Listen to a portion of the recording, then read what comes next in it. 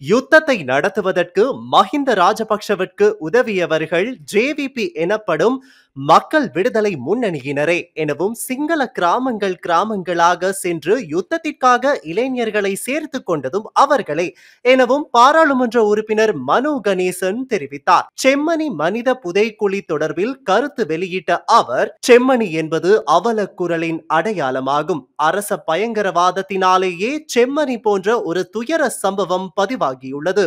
இன்னும் தமிழர்களின் போராட்டம் நீடித்துக் கொண்டே இருக்கின்றன. அதிகார பகிர்வுக்காகவே உள்நாட்டில் யுத்தம் இடம்பெற்றது. இந்த விடயத்தை அமைச்சர் ராமலிங்கம் சந்திரசேகர் ஜனாதிபதி அனுரவுக்கும் டில்வின் சில்வாவுக்கும் எடுத்து சொல்ல வேண்டும்.